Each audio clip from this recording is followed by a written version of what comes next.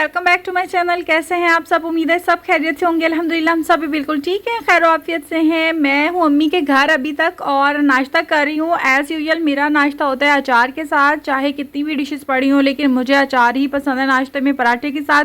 और ये अचार मेरी अपनी अम्मी ने अपने हाथों से बनाया है, तो इसलिए इसकी तो क्या ही बात है। एनीवेज जी, नाश्ता हो गया था, बाकी रूटीन के काम भी हमारे हो चुके थे, जैसे कि जावी के सर में मालिश करना, उसको नहलाना, सुलाना, खिलाना पिलाना सब कुछ हो चुका था। उसके बाद मेरी मम्मा ने की थी फरमाइश मुझसे कि दाल चावल खाने, उन्होंने मेरे हाथ के, उनको बहुत ही पसंद है। तो मैंने सोचा इतनी छोटी सी ख्वाहिश है मेरी माँ की, क्यों ना मैं फ़ौरन ही पूरी कर दूँ। तो इसीलिए उन्हीं की खातिर मैं बना रही हूँ इतनी गर्मी में किचन में खड़े होकर दाल चावल और चारों दालों की ये रेसिपी है, मेरे चैनल पे आपको मिल जाएगी। अगर आपको भी ये स्पेशल रेसिपी चाहिए तो आप ज़रूर ट्राई कीजिएगा। गर्मियों की तो स्पेशल सौगात है ना, दाल चावल हल्के फुल्के से होते हैं, बहुत ही मज़े के लगते हैं, आपको कोई जलन नहीं होती, कुछ नहीं। ऐसा होता है कि पुलाव खाने से ना आपके बाद में स्टमक में जलन होना शुरू हो जाती है, आपको जो है ना प्यास बहुत ज़्यादा लगना शुरू हो जाती है। लेकिन दाल चावल उबले हुए हों या चाहे तड़के वाले हों, ऐसी रेसिपी है, ऐसी डिश है कि खाने से जो है ना आपके जलन कुछ नहीं होता, प्यास भी कम लगती है। तो बस जी उन्हीं की फरमाइश पे मैं आज खाना बना रही थी और अच्छा ही हुआ कि मैंने अम्मी की फरमाइश फ़ौरन पूरी कर दी, क्योंकि कुछ पता नहीं था, अगले ही दिन मेरा आने का प्लान बन गया। प्लान क्या बना कि हमारे घर में माशाल्लाह रौनकें आ गई थी और घर वालों को भी नहीं पता था। 2 दिन जो है 4 दिन पहले जो है घर में अम्मी जो है मेरी मदर इन लॉ अकेली बैठी होती थी, मामू अकेले बैठे होते थे, घर में कोई रौनक नहीं, शोर शराबा कुछ नहीं, क्योंकि मैं भी 10 दिन से अम्मी के पास आई हुई थी। तो अचानक से माशाल्लाह माशाल्लाह इतनी रौनक आ गई कि क्या बताऊं। अब रौनक क्या है आपको भी पता चल ही गया होगा स्टार्टिंग में देखे कि मेरी दोनों कज़न्स आई हुई हैं, मेरी बहनें आई हुई हैं, उनके बच्चे हैं माशाल्लाह ईद करने के लिए आए हुए हैं और हम लोग बहुत ही खुश हुए हैं। रात 2:30 बजे के करीब मेरा ख्याल है वो लोग आए हैं, घर पे पहुँचे हैं, उन्होंने छापा मारा है। साथ में इनकी प्लानिंग में शामिल होता है रज़ी, मेरा कज़न रिजवान मामू का बेटा जो साथ वाले घर में ही रहता है। तो वो इसलिए शामिल होता है क्योंकि उसको वो बुलाती हैं फ़ोन करके, गाड़ी लेके जाता है वो। लेकिन इस बार ऐसा था कि उसकी गाड़ी ले जाने का फ़ायदा नहीं था, क्योंकि उसकी गाड़ी में तो इतना बैग्स ही नहीं आ सकते थे, बुलान लेके जानी पड़नी थी। और मुझे नहीं पता क्या मामू के साथ बहाना किया है, कैसे वो बुलान लेकर गया है, क्योंकि 8 तो ट्रॉली बैग्स थे उनके और माशाल्लाह से 3 बच्चे, 2 वो खुद लोग, तो टोटली 5 लोग और बाकी हमारी फैमिली इंशाल्लाह बहुत जल्द आ जाएगी। तो बहुत ही ज़्यादा खुशी हुई इस बात की। और मज़े की बात यह है कि सबसे पहले मामू ने मुझे इन्फॉर्म किया, मुझे बहुत खुशी हुई। 2:30 बजे के करीब उनकी कॉल्स आ रही थी, ये अलग बात है कि मैंने रिसीव नहीं की। मैंने अपनी आंखों से देख भी लिया कि मामू की कॉल आ रही है, लेकिन उस वक्त मैं शायद इतना टुन हुई थी कि मैंने मोबाइल साइलेंट करके साइड में रख दिया होगा। तो जब मेरी आंख खुली दोबारा 4 बजे, तो उसके बाद टनाटन मैसेज आ रहे हैं, वकास के मैसेजेस आए हुए हैं, बाजी के मैसेजेस आए हुए हैं। उन्होंने मुझे बताया कि इस तरह से कैसे वो लोग पहुंच गए हैं और जावी नहीं था, ज़िशा जावी को बहुत ज़्यादा मिस कर रही थी। तो बस फिर क्या था, मुझे तो खुशी से नींद ही नहीं आई। मैंने पापा को बोला, उठाया, उनको बोला जल्दी से मुझे जो है ना वापसी के लिए बिठा के आए गाड़ी में, मुझे वापस जाना है।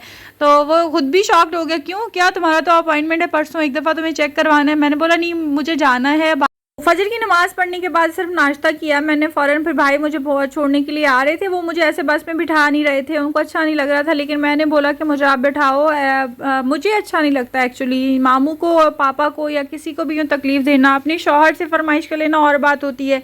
जब वकास थे तो 5-6 चक्कर हमारे लग चुके होते थे, हर 1.5 हफ्ते बाद हम लोग जा रहे होते थे, लेकिन इस तरह से जो है ना, चाहे वहाँ से पापा लोग हों, इधर से मामू हों, तो मुझे अच्छा नहीं लगता। तो खैर जी, सुबह 6 बजे मैं बस में बैठी और 8 बजे माशाल्लाह से मैं घर में पहुंच चुकी थी। आके नाश्ता बच्चों को, बाजी लोगों को मैंने यानी अम्मी के साथ मिल के करवाया। बहुत ही खुशी हुई और वो मुझे देख के शॉक्ड हो गए थे कि अभी तो 5 बजे तुमसे बात हुई थी, फिर सो गए, हम उठे हैं तो तुम सामने हो। तो ऐसे लग रहा था जैसे ख्वाब देख रहे हैं।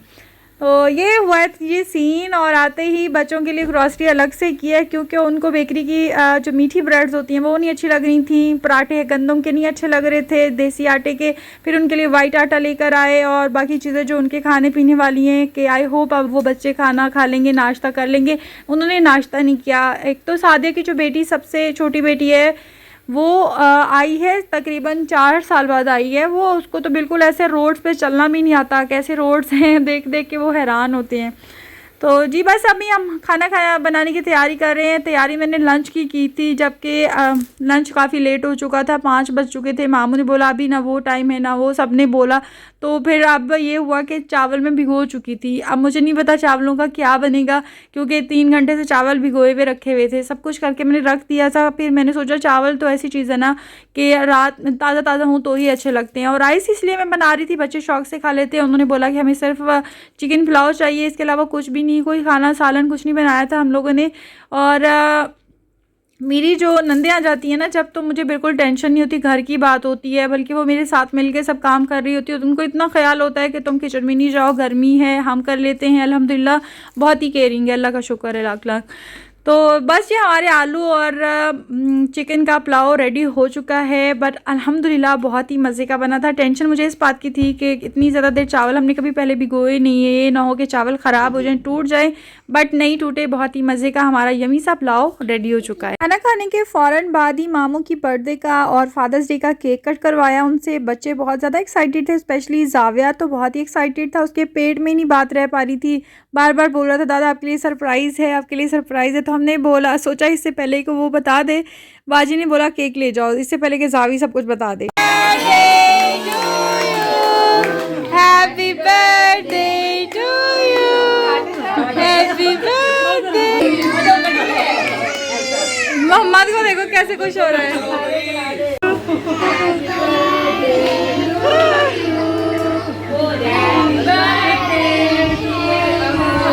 जी जनाब, तो अब आपसे शेयर कर लेती हूँ मैं अपने गिफ्ट्स और जावी के, जो कि हमेशा से बहुत ही आते हैं। बहुत हर चीज़ वही आती है, उनको पता होता है जो ज़रूरत की होती है और जो मुझे पसंद होती है। बाजी नोज़ मी वेरी वेल कि उनको पता है कि मुझे बैग्स के लिए कितना मैं क्रेज़ी हूँ, अच्छे बैग्स, अच्छे परफ्यूम्स।